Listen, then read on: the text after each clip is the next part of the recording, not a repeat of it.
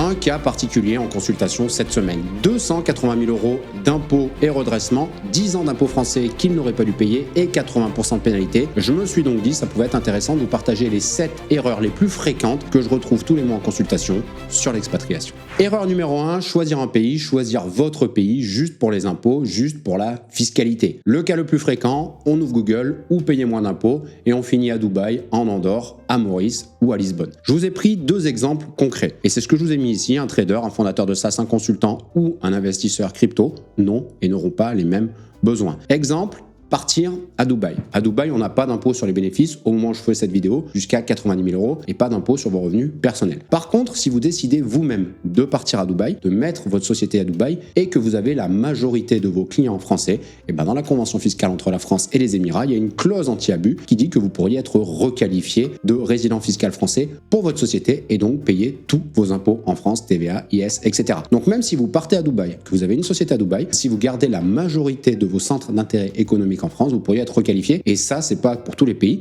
c'est une clause particulière anti-abus entre la France et les Émirats. Deuxième exemple, vous décidez de créer une société à l'étranger mais vous restez résident fiscal français. Par exemple, vous mettez votre société en Andorre, à Hong Kong ou même à Dubaï, mais vous restez résident fiscal français, et bien vous allez payer vos dividendes, votre flat tax à la France de 30%, donc quasi aucune optimisation fiscale. Autant mettre le siège de son entreprise dans une zone exonérée d'impôts en France où vous n'aurez aucun IS, aucun impôt sur vos bénéfices. Et c'est aussi pour ça qu'avec le type de structure qu'on utilise, on a un impôt sur les bénéfices de 15,3 voire même de 0%, mais même en restant résident fiscal français, on a une imposition sur le dividende que de 5% maximum. C'est ce que je vous ai mis ici, un rentier, un solopreneur ou un consultant n'auront pas la même stratégie et donc ne partiront pas dans le même pays ou n'ouvriront pas la même structure. Ce qu'il faut que vous reteniez, et ça ne reste que mon avis, d'abord choisissez votre structure et également votre style de vie, comment vous avez envie de vivre, et ensuite ce que vous voulez protéger, et ensuite on va potentiellement décider du pays où vous allez vous expatrier, sauf si bien évidemment vous tombez amoureux dans un pays. C'est ce que je dis tout le temps, il faut aller vivre là où on a envie de vivre, et nous c'est notre boulot d'optimiser votre fiscalité. Mais l'erreur numéro 1 que je vois, c'est choisir un pays juste pour les impôts, juste pour la fiscalité. Erreur numéro 2, raisonner uniquement en droit interne français, se fier uniquement à la loi française. Qu'est-ce que c'est que ça? Le Code général des impôts, avec le fameux, vous en avez sûrement déjà entendu parler, article 4B du CGI, dit que vous êtes résident fiscal français si un seul de ces critères est rempli. Faites attention, ces critères sont alternatifs, pas cumulatifs. Un seul suffit pour que le fisc vous considère résident fiscal français. Ces fameux critères, c'est quoi? En numéro 1, on retrouve le foyer ou lieu de séjour principal en France. Tu es résident fiscal français si ta famille, conjoint, enfant vit en France de façon stable, ou à défaut si tu y séjournes physiquement plus de 183 jours par an. Critère numéro 2, activité professionnelle principale exercée en France. Tu es résident fiscal français si ton activité génératrice de revenus la plus importante est exercée depuis la France, sauf si elle y est accessoire. Et le critère numéro 3, vos centres d'intérêt économique en France. Tu es résident fiscal français si la France est le pays où tu détiens l'essentiel de ton patrimoine, d'où tu tiens la majorité de tes revenus ou depuis lequel tu administres tes affaires. Sauf qu'on a le droit français, ce qu'on appelle le droit interne français. Et par exemple, si vous décidez de vous expatrier au Vietnam, il va y avoir le droit interne, le droit du Vietnam. Mais au-dessus de ces 2 droits, on va dire, il y a sûrement une convention fiscale internationale. Et la France, à ce jour, a de mémoire 125 conventions fiscales signées. Donc c'est le pays au monde qui en a le plus, juste derrière le Royaume-Uni. Donc au-dessus de la loi française, il y a sûrement une convention fiscale entre les 2 pays. Dans notre exemple, entre la France et le Vietnam. Et c'est cette convention qui a la primauté. On dit que la convention prime toujours sur la loi française. Ça, c'est l'article 55 de la Constitution. Et c'est ce que je vous avais dit tout à l'heure. La France a signé plus de 125 conventions fiscales à ce jour. Ce qu'il faut retenir, ne raisonnez pas en droit français, en droit interne français, en article 4B du CGI. Premier réflexe, regardez s'il y a une convention fiscale. C'est ce que je vous ai mis là. La loi française n'est jamais le dernier mot. La convention fiscale internationale entre la France et le pays où vous allez vous expatrier, souvent, elle, oui, et on l'a vu, c'est parce qu'elle a la primauté. Et de cette erreur numéro 2, en découle l'erreur numéro 3, ne pas savoir lire ou appliquer une convention fiscale. Qu'est-ce que c'est qu'une convention fiscale internationale? Quand 2 pays se disputent votre résidence fiscale, on dit qu'il y a un conflit de résidence fiscale. Dans ce cas-là, la convention fiscale applique 4 critères dans l'ordre. On va cette fois-ci les prendre de manière successive et dès qu'un de ces critères vous départage, dans ce cas-là, ça s'arrête, donc on va vraiment les prendre dans l'ordre. Pour vous expliquer rapidement et simplement, on l'a vu, on a le droit de la France, et dans notre exemple, par exemple, si vous voulez partir au Vietnam, on a le droit du Vietnam. Et bien la France, avec son droit interne, peut vous qualifier de résident fiscal français, et le Vietnam peut également, avec son droit interne, vous qualifier de résident fiscal vietnamien. On l'a vu, il y a sûrement, dans 90% des cas, une convention fiscale entre la France et le Vietnam. Dans ce cas-là, il y en a une. Dans ce cas-là, on va prendre cette convention fiscale, et cette convention fiscale va avoir la primauté, c'est elle qui va régler ce conflit de résidence fiscale. Quels sont les critères? C'est quasi quasiment tout le temps les mêmes parce que les conventions fiscales ont le même modèle OCDE. Le premier critère, c'est le foyer d'habitation permanent. Tu es résident du pays où tu disposes d'un logement à ta disposition de manière durable et ce qui compte, c'est la permanence, pas forcément le titre. Donc si ce critère-là est rempli, eh bien on s'arrête là. Si ce critère-là n'est pas rempli, on va passer au deuxième critère, les centres d'intérêt vitaux. Tu as un foyer permanent dans les deux pays, logement en France, logement au Vietnam. On va regarder et vous allez devenir résident du pays avec lequel vous avez le plus de liens personnels et économiques, pour faire simple, souvent mari, enfants, etc., etc. Je vous l'ai mis ici entre parenthèses. Si on n'arrive pas à déterminer où est-ce que vous avez un foyer d'habitation permanent, si on n'arrive pas à déterminer si vous avez un foyer d'habitation permanent et où sont vos centres d'intérêt vitaux, dans ce cas-là, on va passer au lieu de séjour habituel, pour faire simple, là où vous passez le plus de temps. Et le cas peut se présenter, je l'ai vu une fois, si par exemple vous avez un foyer d'habitation dans les deux pays, qu'on n'arrive pas à déterminer vos centres d'intérêt vitaux et que vous faites, pour faire simple, 6 mois dans chaque pays, dans ce cas-là, c'est la nationalité qui va trancher. Et vous allez me dire, on peut même aller un petit peu plus loin, si vous avez les deux nationalités ou si vous avez aucune des deux nationalités des deux pays, dans ce cas-là, les deux pays vont trancher d'un commun accord. Mais c'est ça, tout simplement, un conflit de résidence fiscale et c'est comme ça que s'applique une convention fiscale. Et c'est ce que je vous disais, ne raisonnez pas en droit interne français 4B du CDI parce qu'il va sûrement y avoir une convention fiscale là où vous allez décider de vous expatrier. Donc le but du jeu, c'est de savoir lire et appliquer une convention fiscale. Je vous ai mis les 5 articles les plus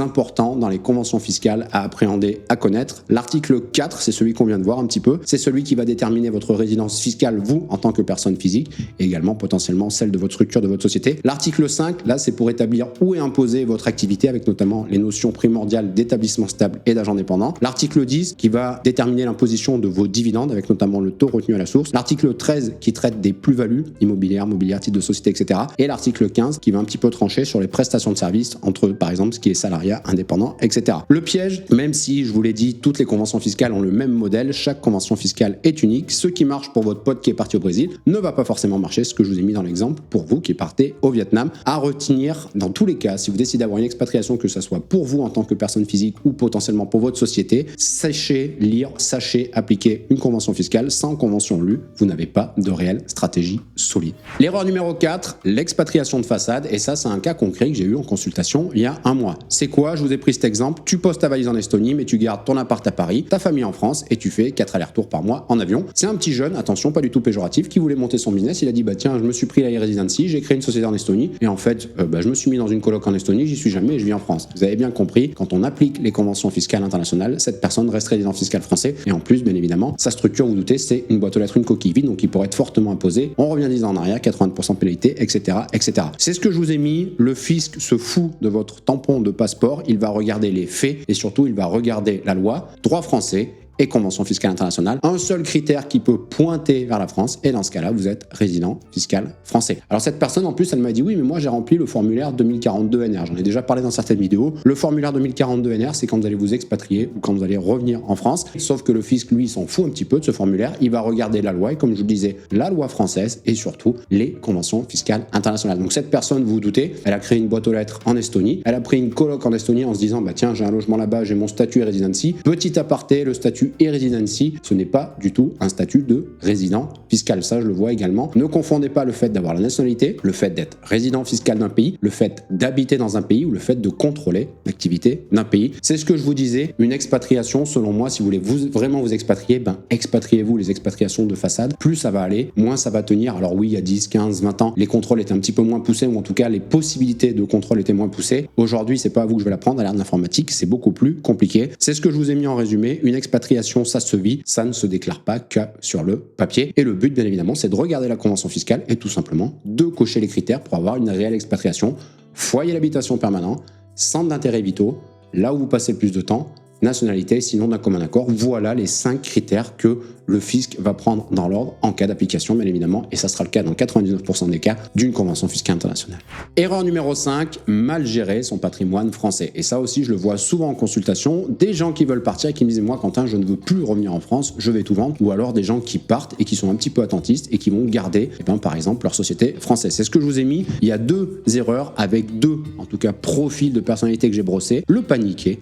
l'attentiste. Le paniqué, il vend tout avant de partir, il vend tout son immobilier, ses SCI, ses parts, il ferme son PEA, etc. Et là, c'est ce que je vous ai mis, vous allez tout simplement détruire votre patrimoine pour rien. Ne l'oubliez pas, ce qui compte, c'est la convention fiscale. On va reprendre notre exemple, vous pouvez très bien vivre au Vietnam, vous avez votre appartement au Vietnam et vous gardez votre maison ou des appartements en France, vous les mettez en location, c'est des investissements, vous avez bien votre foyer d'habitation permanent au Vietnam avec vos centres d'intérêt vitaux, femmes, mari, enfants par exemple au Vietnam, vous êtes donc résident fiscal du Vietnam, on ne raisonne pas en 4B du CGI. Et le deuxième profil, c'est l'attentiste, et par exemple des gens qui sont partis et qui ne vont sûrement jamais revenir en France et qui gardent leur SARL, leur SAS française comme avant parce qu'ils me disent j'ai des clients français. Là où sont vos clients, ça a très peu d'incidence en fiscalité internationale. L'exemple que j'aime bien donner, c'est Amazon. Amazon a des millions de clients en France et pourtant ils y payent très peu d'impôts. Donc ce qui est intéressant, c'est la création d'un établissement stable, mais cette fois-ci à l'étranger, parce que cette personne, qu'est-ce qu'elle a fait en fait? Elle est partie à l'étranger, elle a gardé sa SAS ou sa SARL en France, elle continue à payer des impôts en France, qui d'ailleurs, si on prend l'exemple du Vietnam, le Vietnam pourrait la requalifier en disant mais attendez madame ou monsieur, vous contrôlez tout depuis le Vietnam, on peut vous imposer au Vietnam. Donc aucun intérêt de garder sa structure. Alors il y a certains cas où ça a un intérêt, lever de la dette, crédit, cotisation sociale, cotisation retraite, etc. Mais il y a quasiment aucun intérêt à garder sa société en France lorsque vous allez être expatrié d'un point de vue fiscal. Et l'excuse qu'on me donne toujours, c'est ce que je vous disais, c'est parce que j'ai des clients français. Dans ce cas-là, vous allez créer un établissement stable, l'impôt français est maintenu et donc c'est une expatriation. On prend l'aspect fiscal qui perd 70% de son intérêt. Selon moi, la bonne approche, c'est restructurer l'immobilier, à voir qu'est-ce que vous voulez garder, vendre ou louer selon la situation, à voir si ça requalifie ou non en résident fiscal. On fait une fois de plus application des conventions fiscales. Société française,